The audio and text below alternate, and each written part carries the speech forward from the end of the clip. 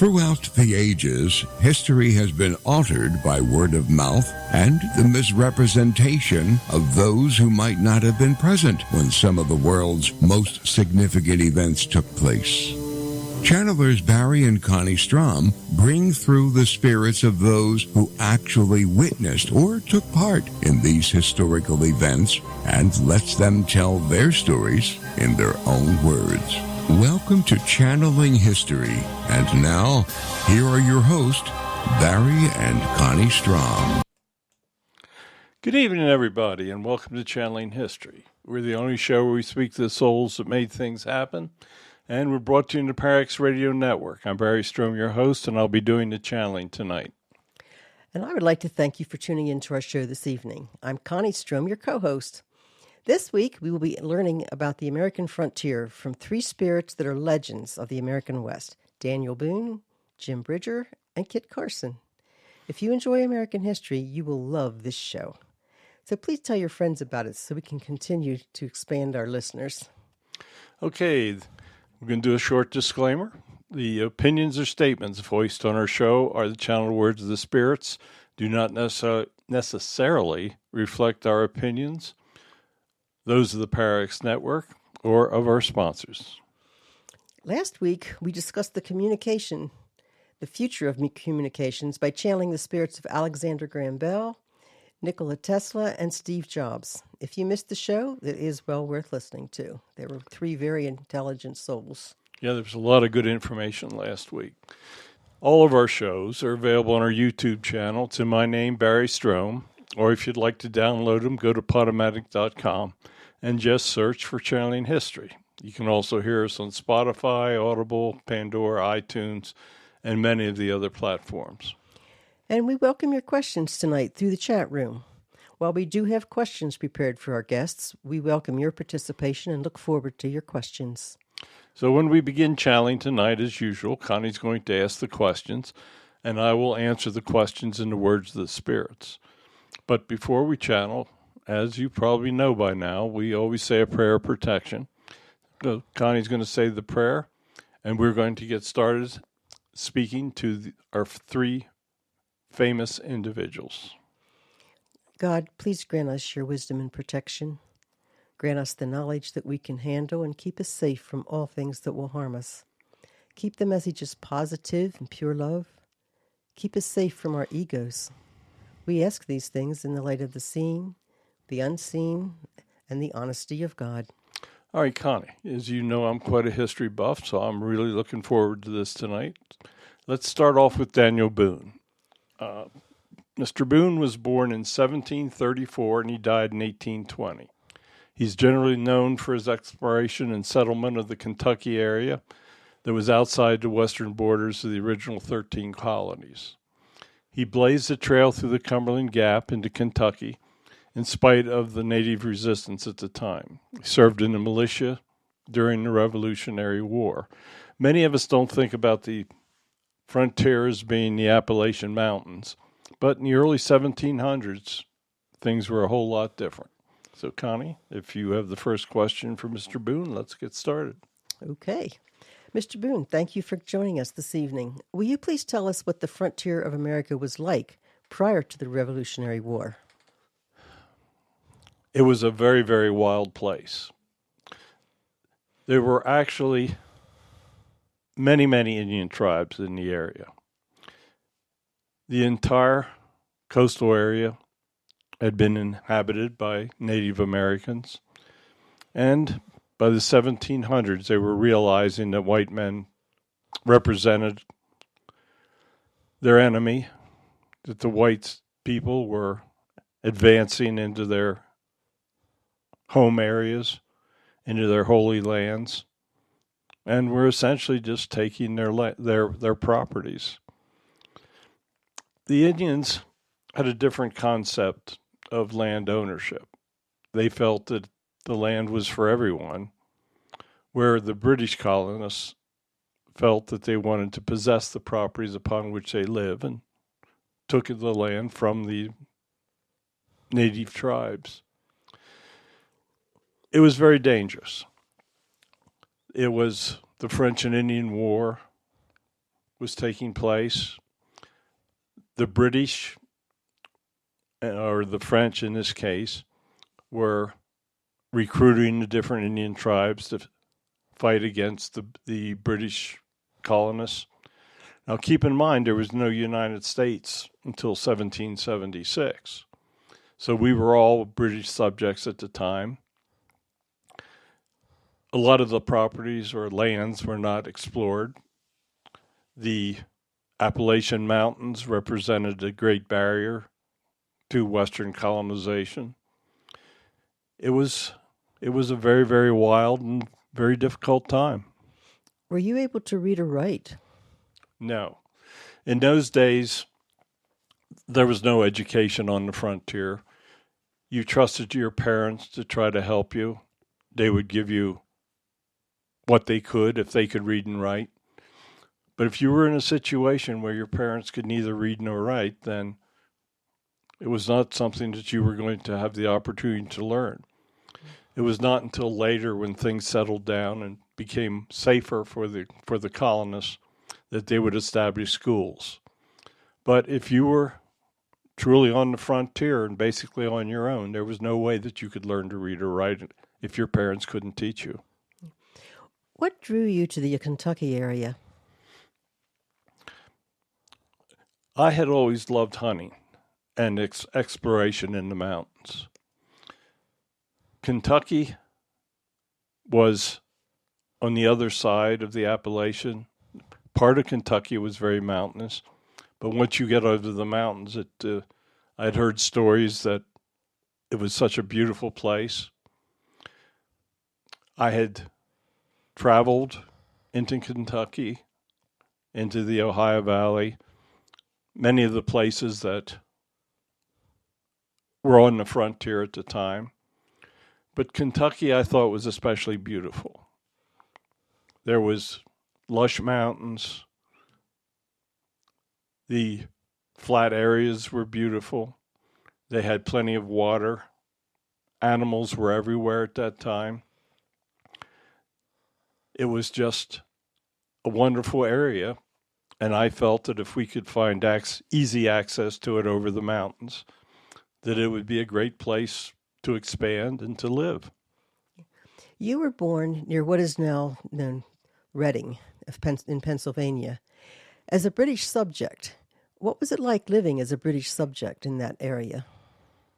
Well, we were truly British subjects, and at that time, we weren't the oppression that the British did later in the 18th century was not as apparent as it was. We were on the frontier. As we moved westward, we were further from the centralized British rule. Keep in mind that the most difficult taxation was taking place in the cities on the ocean. Boston, Philadelphia, those were the big areas, the cities of the time, and that's where the problems with the British were beginning to take place. Now, we were expected to fight to protect, but we were protecting our homes, so service in a British militia was not a big deal. If you lived in the cities, then you had many more problems than those of us that lived on the frontier. Will you tell us about your early interaction with the Native Americans? In the beginning, as you say, I grew up in the Reading, Pennsylvania area, and the Indians of that in that location had been fairly friendly. We tried to get along with them as best we could because Indians could be very violent. There were many massacres. As you went further west in the Allegheny Mountains of Pennsylvania, it was much more dangerous. The Indian tribes in the western part, the Iroquois in particular, were warlike. They were very well organized, and they certainly resented the British subjects from taking their properties. I tried to learn as much about the Native Americans as I could, tried to learn their languages, did everything that I thought I would need to live on the frontier. If you were going to live on the frontier, you either had to be in constant danger or you had to be friendly with the Indians. What was the opinion of the Native Americans when Americans began to settle the frontier towards Kentucky? A lot of the property in the Kentucky area was what they considered their holy grounds. There was an awful lot of resentment, needless to say. When we first went into Kentucky, they were fairly friendly because we were a novelty.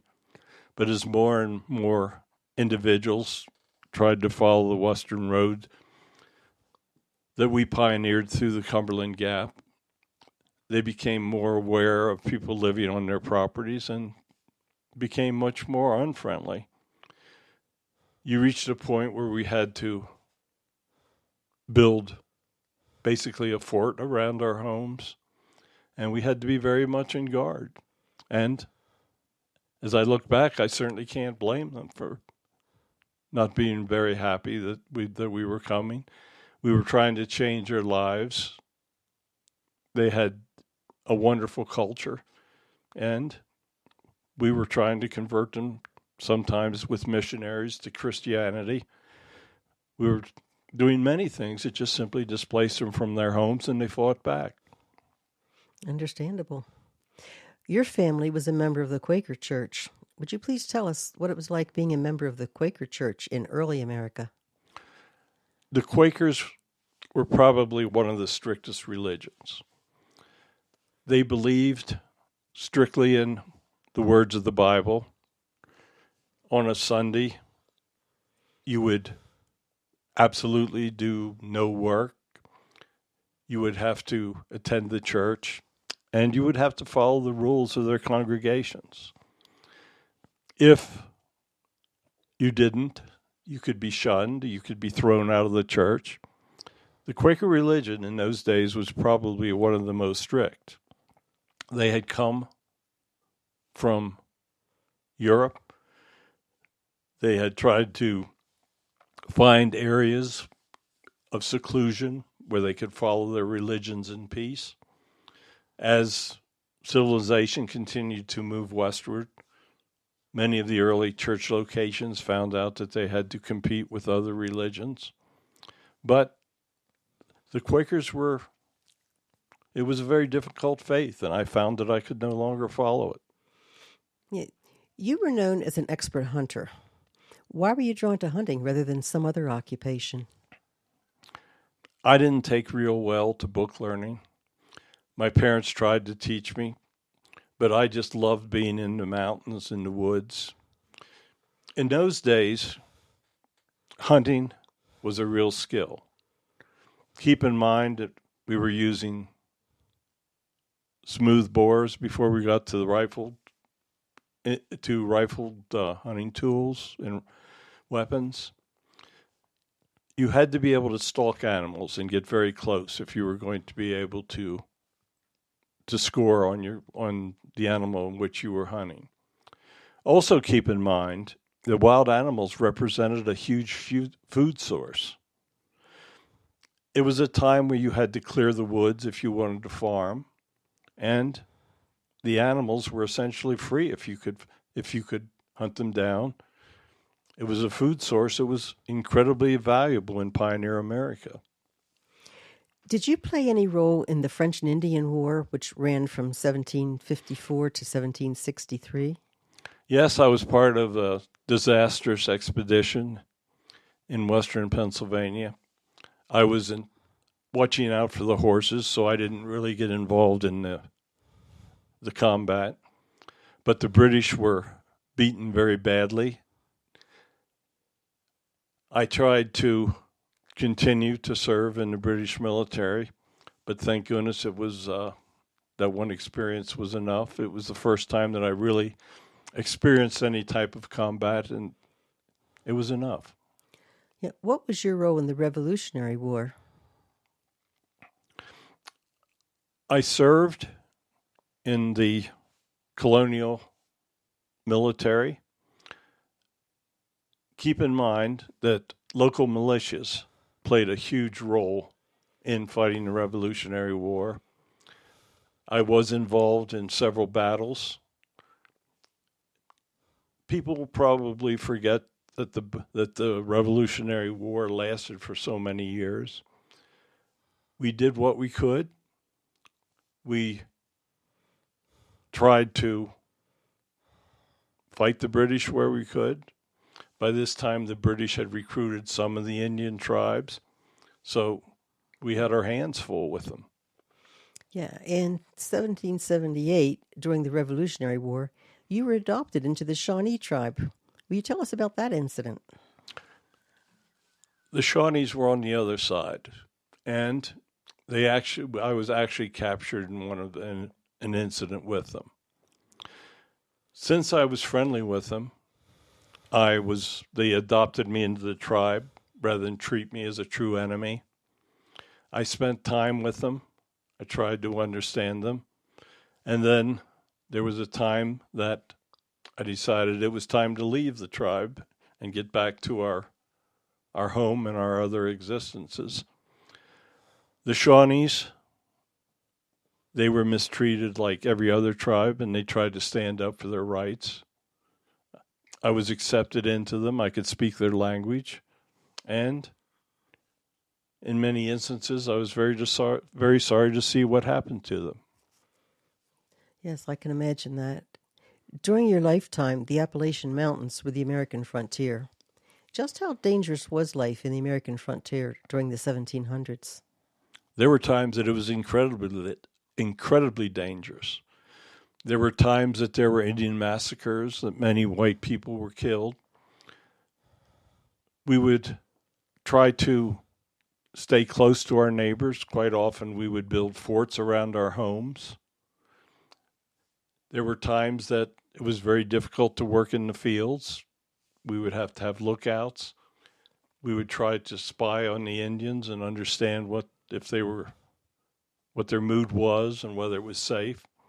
So today when you drive through the Appalachian Mountains, it seems just like it's a wonderful, quiet place to be. But in the 1700s, it was far different. There were only several dirt roads through the area. The mountains represented problems in getting over. You had to try to cross at the gaps. It was the frontier. The frontier gradually moved west as more and more people came to live there. But the Appalachians were a very formidable structure to get over in those days. I helped put a road through a place called the Cumberland Gap, and that is the way that most of the people got into the area of Kentucky and Tennessee. But it was not a cakewalk by any stretch of the imagination. I believe that. After the Revolutionary War, you worked as a surveyor and merchant. Will you tell us about that period in your life? After the Revolutionary War, I was starting to get some years on. My eyesight wasn't as good as it was, and they said I'd try to get a real life and that I would attempt to settle down and raise a family. I speculated on land in Kentucky, and I made many mistakes. I got myself into financial trouble, and I found myself in court for many years during that period of time. To what do you attribute the fact that your name became so famous? I think a lot of it was luck. I never really looked for fame, but as time went on, individuals looked to me to guide them into wilderness areas, to show them how to move about, showed them where the great properties were that I thought they should own, how the rivers work. I am very surprised that people still remember my name as much as they do. It wasn't like I was in the Continental Congress or a famous soldier, but I did help open the West during the 1700s. You did.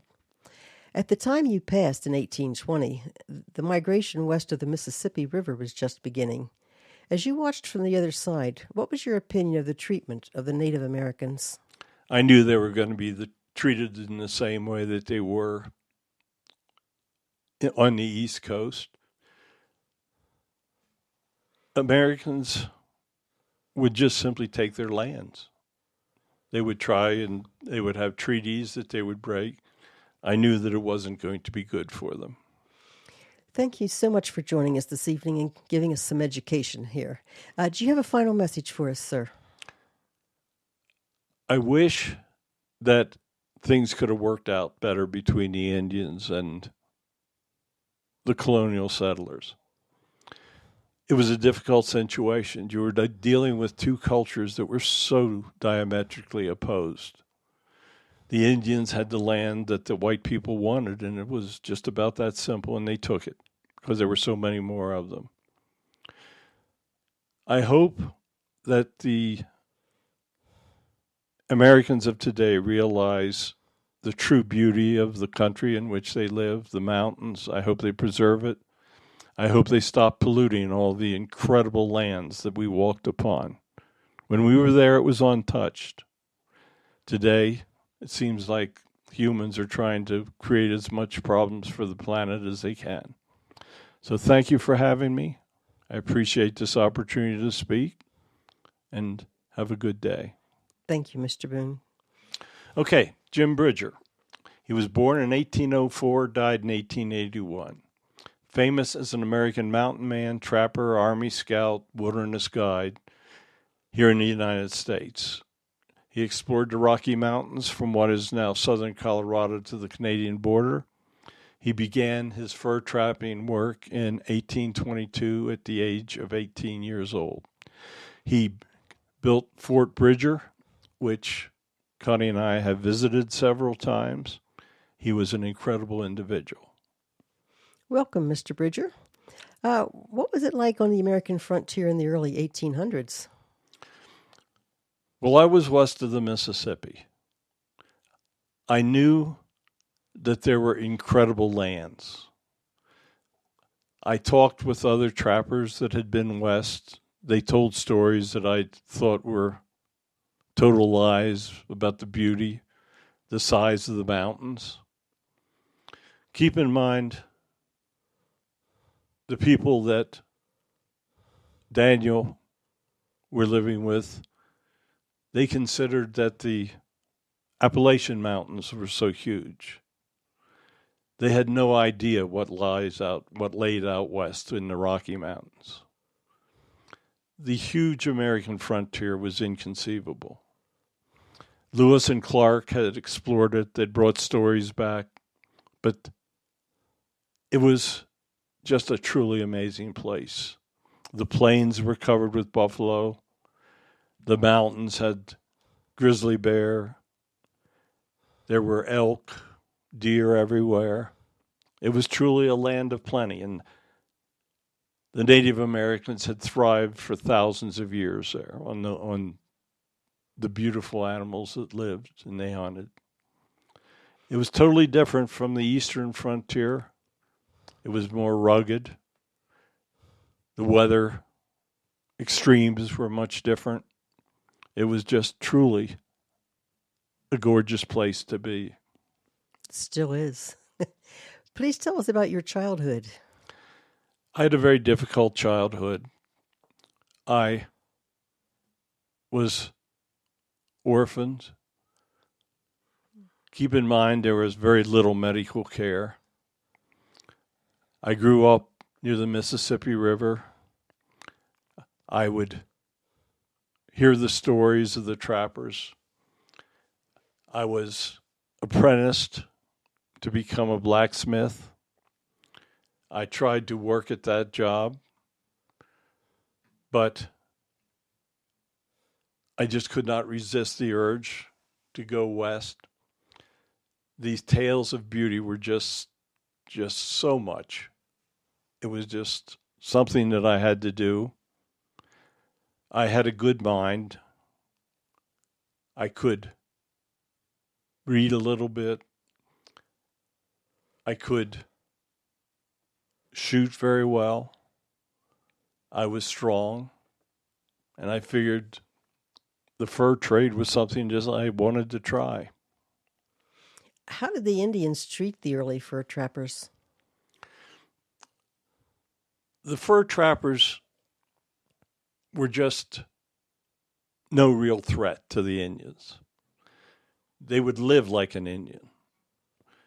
They would come into the territory, and the trapping season was in the winter. They would basically live like an Indian. They would become accustomed to the traditions of the tribes that were close by. Many of the early trappers would take Indian wives. They were basically considered the same as an Indian. The early trappers, they took the furs, but they weren't really focused as much on the animals that were so valuable to the Indians. The buffalo were totally critical to the Western Indians' way of life. The Plains Indians relied on them. The traders were basically looking for the beaver hides. Beaver pelts, they made hats out of them, they exported it to Europe. In the early 1800s, trapping furs was very, very profitable. And the Indians, well, sometimes they would resent the trappers' presence, but basically the trappers got along with the Indians.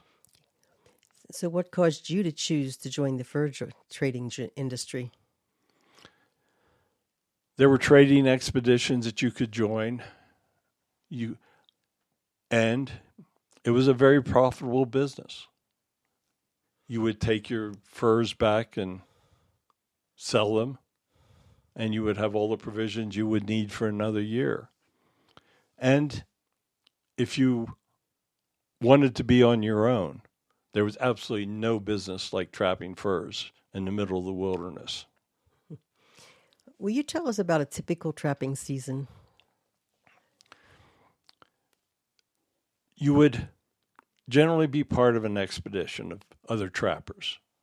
You would go into this area and you would break up the area into different locales for each individual trapper. You might control an entire river valley. The beaver were in these valleys, and you would build a cabin, a rough cabin. You would do what you could to prepare yourself for the winter months that you were coming, and you would trap these animals during the winter months. It was an incredibly difficult way of life. You had to be very tough. You had to know all of your surroundings. You had to be able to provide food for yourself. You would be hundreds and hundreds of miles away from the nearest trading post. So you were truly on your own. But if you succeeded, it was a very profitable way to make a living. You were the first recorded white man to see the Great Salt Lake. What did you think when you first saw that? I thought it was the Pacific Ocean. I had heard stories from the Lewis and Clark expedition. They had talked of it. It was salt water, and I stupidly thought that it was the Pacific Ocean. I didn't realize just how far it really was to the ocean. I thought it was a beautiful valley, and I told others about it. You were the first explorer to see the wonders of what is now Yellowstone National Park. What did you believe when you saw the geysers? I didn't know what to believe. We had never seen such things before. What is now Yellowstone Park was a place of incredible beauty. The mountains were teeming with animals. The beaver were plentiful. There were wolves, foxes, grizzlies everywhere. But here was this hot water. We had no idea what was taking place. No one had ever talked to us about geysers, or we simply had no way of ever understanding what we were looking at, but we knew that it was incredibly beautiful. When we would get back in the summers, back to the east where we would see others, we would tell them of it. I would actually act as a guide and bring parties to see the great beauty of the West at times. It is amazing. In 1843, you founded Fort Bridger on the Green River section of what was then the Oregon Trail. Why did you leave the fur trapping to establish a fort for trading?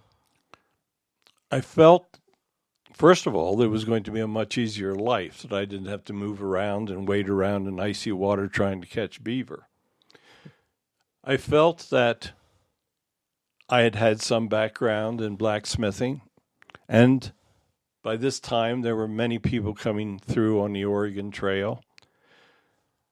It was a long way between trading posts, and I felt that people in the caravans would need to pay for blacksmithing, for horse replacement, supplies, for many things. I thought that by creating a fort on the Oregon Trail, that I could lead a much more normal way of life. Sounds like it was a great idea. In 1846, Brigham Young brought the Mormons to the Great Salt Lake Valley. How did you get along with the Latter-day Saints? Well, in the beginning, pretty well. But I was like a couple 100 miles from Salt Lake City. In the beginning, they were busy just trying to get along and to live. But as they progressed, they became much more interested in commercial enterprises. They realized that Fort Bridger was an important location on the Oregon Trail. And they also realized that I didn't want to have any part of their religion. I was friendly with the tribes. I got along well with them. And there were many things that I started to have disagreements with. So would you tell us what happened to Fort Bridger in 1853? The Mormons decided that they were going to take it over. I was warned by the Indian tribes, and I moved my family into the mountains and was protected. But they essentially took over my property and tried to control all of the commerce that was coming into the Salt Lake Valley. In 1857, the United States had a disagreement with the Latter-day Saints that became known as the Utah War. Would you tell us what happened? President Buchanan realized that war was coming with the South. He feared that the Mormons would side with the Confederacy, and he wanted to gain more control. The Mormons had their own militias, basically their own army. They were pretty much on their own, but civilization was catching up with them. He sent the military towards Salt Lake to assure that. The Mormons decided that they were going to fight back through guerrilla warfare. And they were actually, for almost a year, sniping back and forth at each other. How did the Utah War affect you?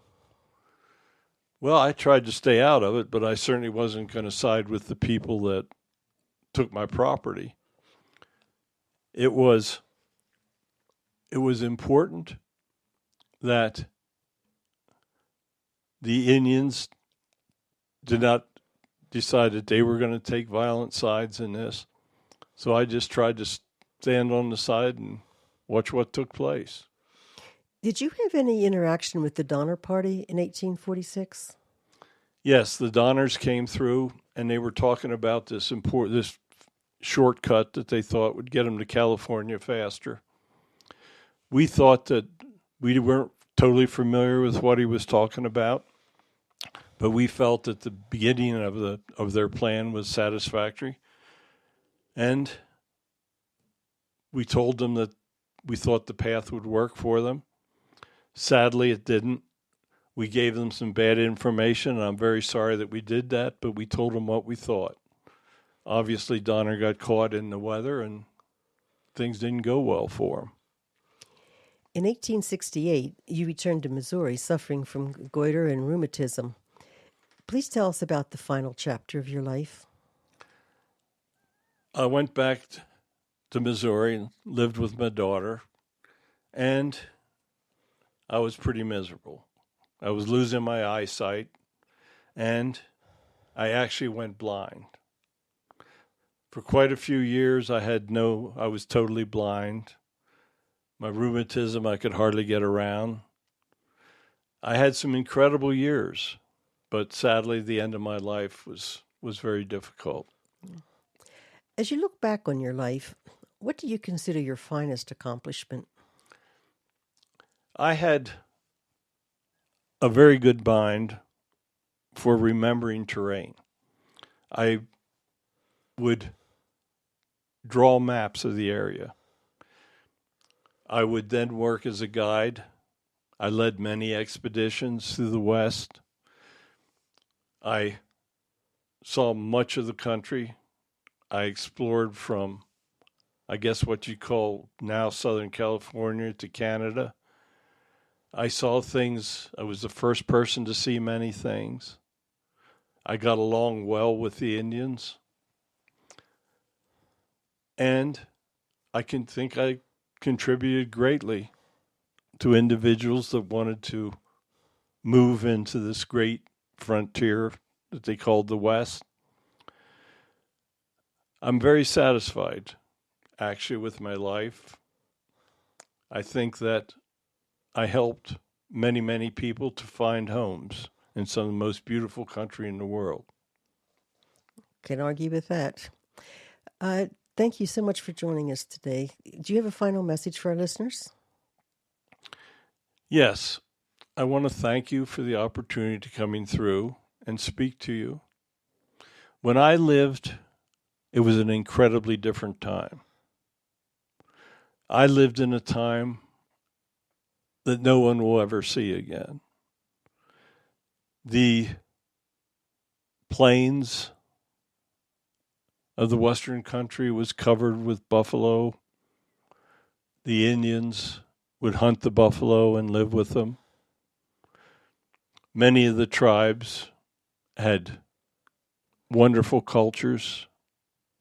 Many of them were quite warlike when they started to realize that the Americans were going to be taking their properties and their lands. The American West in those days had a beauty that was incomprehensible. I was blessed to be able to see that beauty. I was blessed to be able to live among it. I was able to have many good friends. The fur trappers were a real brotherhood. They stuck together. They tried to look out for each other in some of the most dangerous environments known to man. But it was an inconceivable place. I wish that all of you could have an opportunity to see it, but sadly, it's too late for that. So, thank you for allowing me to speak. Thank you for allowing me to describe the miracles that I watched in life. Thank you for sharing all of that with us. Okay, our third guest tonight is going to be Kit Carson. He was born in 1809 and he died in 1868. He was also a frontiersman, also a fur trapper, a soldier, Indian agent. And as with our other two guests, he had a profound effect on the Western migration. He became very famous. There were novels and books written about him. And perhaps his best namesake today is Carson City, Nevada.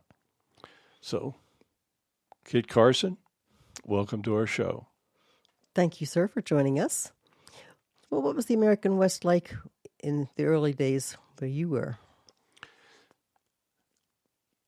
Jim did a pretty good job of describing it.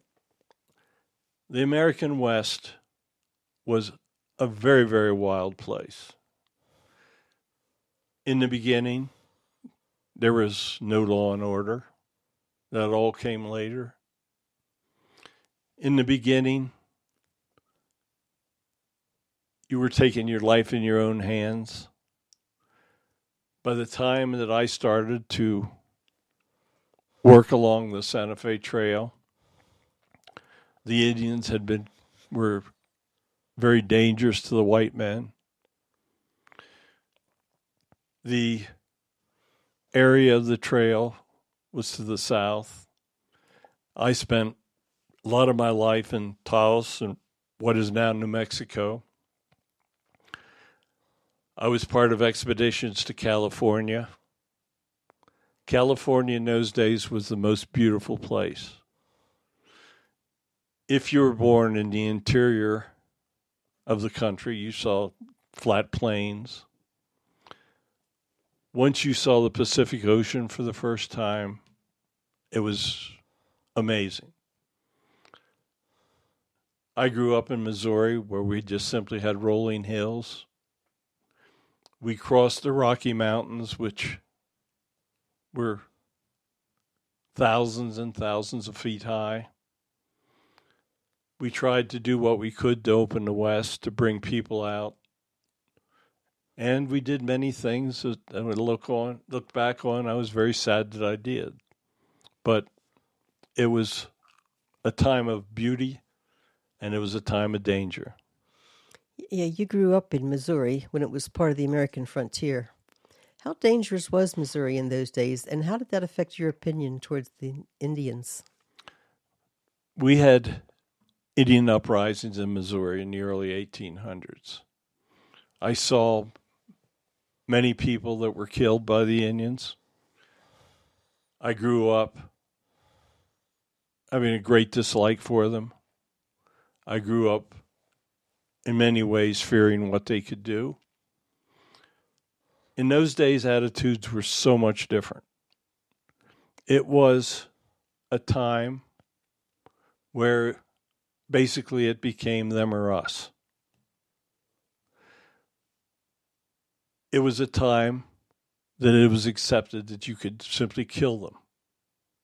And they could kill us as easy. But I grew up at a time that we had to have forts built around our homes in Missouri. It was on the eastern side of the Mississippi, so we got civilized a lot more rapidly than the west of the Mississippi. But it was a time that I made opinions that lasted for a long part of my life. You were apprenticed as a saddler. How did the apprentice system work, and how did it work out for you? When you were an apprentice, you signed a contract that you were going to work with the individual that was going to teach you a trade. It was an obligation. You worked for him. You would be paid minimal. His pay was going to be the education it was passing back to you. In my case, I was apprenticed as a saddler. Everyone had a horse in those days, so it was a very good business. But I would see the traders coming back. I would see the settlers heading to the west. I would hear the incredible stories. I had a chance to join an expedition of fur traders, so I ran off from my position as an apprentice and joined that expedition. I think you answered my next question about why did you decide to join the fur traders? Did you enjoy the fur trapping? Yes, it was an incredibly difficult way of life. You were with some of the greatest mountaineers in the world. They taught me how to trap. In the beginning, I would basically tend their horses, but they were very outgoing. They taught me the trade. I joined their fraternity, and for quite a few years, I spent my winters in the high mountains trapping beaver. It was an incredible time. Will you tell us about the Rocky Mountain Rendezvous? There was a time that the trader, each year, at a designated place, that the buyers from the east would set up this large encampment. All of the fur traders would come to this rendezvous and bring their hides. The buyers would purchase the hides. Some of them would be merchants. They would bring goods. You would trade. You would use what you got for your hides to buy items that you would need for the next winter. It was an incredible place. There was no shortage of liquor and booze. We would party with our friends. The rendezvous was an incredible part of American history in the early 1800s. Did you know Jim Bridger? Everybody knew Jim Bridger in that area of the country. He would come to the rendezvous. He was very, very well known. He was considered one of the best trappers of the time. He was considered a straight shooter. He was quite famous, and I did spend some time with him. You spent much of your time on the Santa Fe Trail. Will you tell us about life on that trail? The Santa Fe Trail basically came around the southern edge of the Rocky Mountains. It came through an area which would bring you into Southern California. The trail had many, many danger spots in it. There were deserts. There were places of short water supplies. It was also an area where the Apaches were living and highly resented the presence of the white man. It was a very dangerous place. The Apache were very, very warlike. The Southern Utes were not real pleased with what was taking place. The trail came to the south, so in the summer it was very, very hot. There were places, as I said, that were incredibly dangerous to cross. But I knew the area. I helped guide through the area. And it provided some wonderful homesteads for people. Would you tell us about being hired by John C. Fremont? Fremont's expeditions were intended to explore California. He was actually quite famous, and I worked for him on several of his expeditions. It was an incredibly interesting time. I saw areas of California that were gorgeous. We would escort settlers. We would protect them from the Indians. We had many, many skirmishes with Indian tribes. We fought them. We actually terminated many of the Indians. We did things that, as I look back on, were terrible. But we did it believing that we were protecting the lives of the settlers. How did his expeditions affect your life? It brought out my abilities as a guide, as a frontiersman, and actually some of the reporters of the Times started to write some novels about what I was doing. I was very, very active in fighting the Native Americans in California. I would guide famous people. I would do many things. But Fremont actually brought me to the public's eye. He was an incredible pioneer, and he accomplished very, very much in opening the California and Santa Fe Trail areas to settlers. You had multiple Native American wives, yet you participated in events such as the Sacramento River Massacre and the Klamath Lake Massacre against indigenous peoples. Why did you participate in such events? We were at war with the Indians.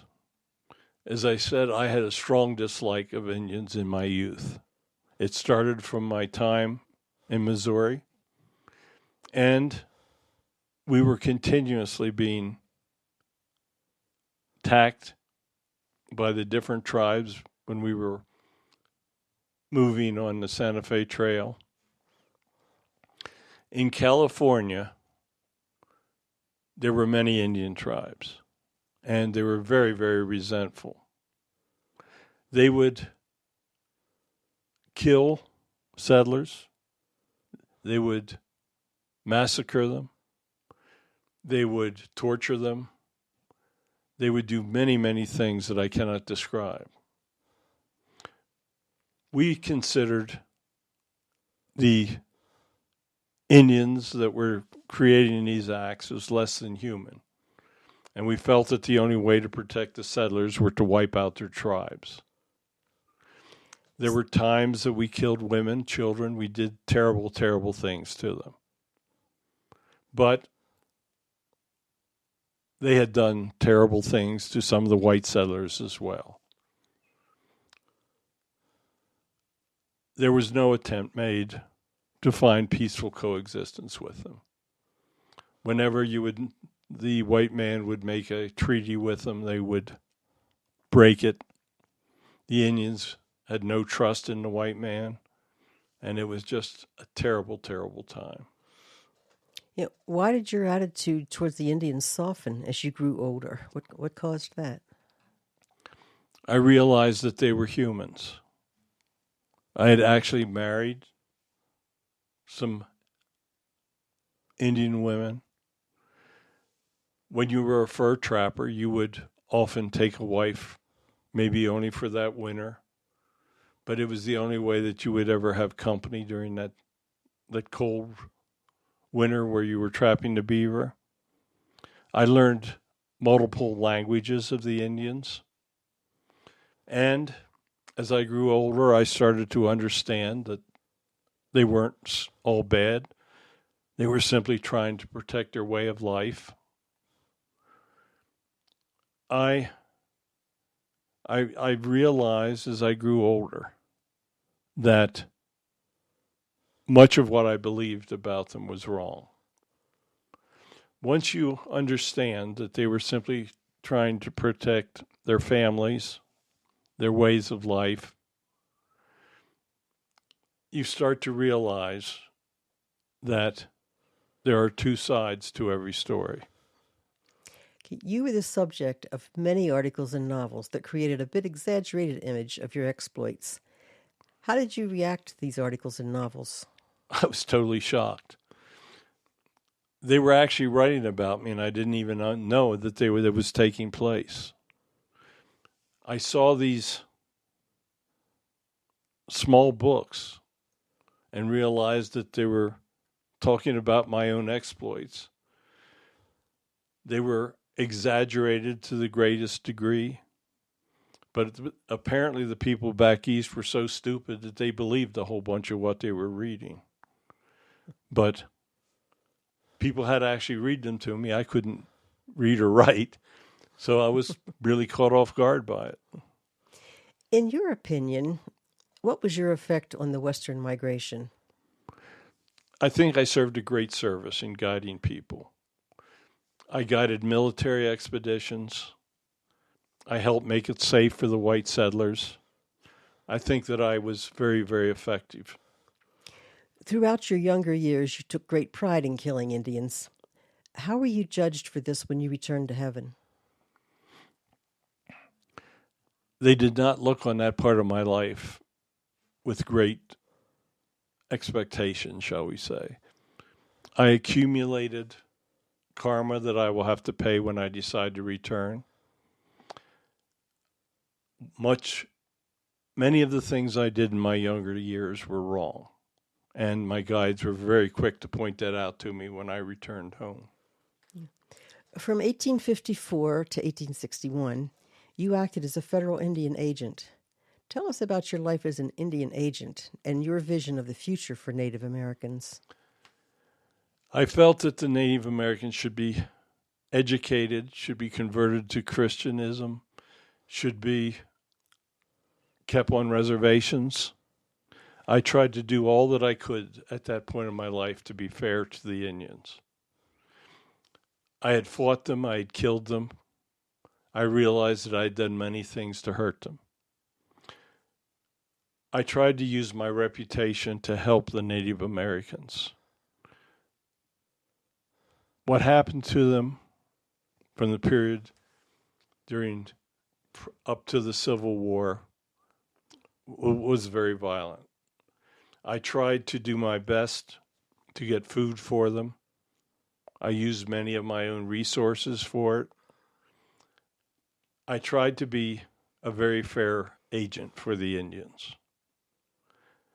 I feared for their future. I realized that if they continued to fight the United States Army, that they would be defeated and possibly even driven to extinction. By the end of my life, I had totally changed in my opinion towards Native Americans. Thank you so much for joining us this evening, Mr. Carson. Do you have a final message for us? Yes, I want to thank you for allowing me to speak. We lived in a very, very different time. We acted in a very, very different way, and many times we did not do what is right. When you look at the way that we lived and what we did in the eyes of modern moralities, you are revolted by much of what took place. The Native Americans in the entire continent were totally mistreated. The white man came and they took their lands. The white man did what they needed to do to colonize. Native Americans were mistreated since white man put his first foot on this continent, and they continue to be mistreated. I would like to still see the government treat the Native Americans fairly. They are still abused, they are still hurt, and I am very sorry for what I did to help probably set some of the trends.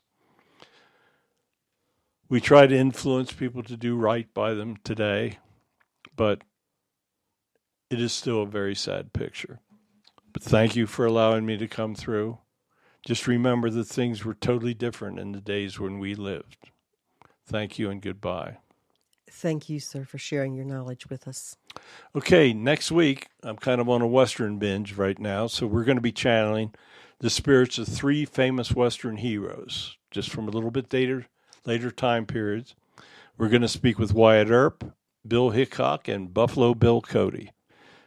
This should be a really, really interesting show as well. And I want to especially thank you, our three friends that were with us tonight.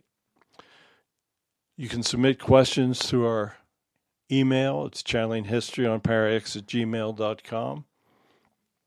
I've got 9 books on Amazon. They cover all subjects. They're on Kindle. It'd be really nice if somebody would buy some of them.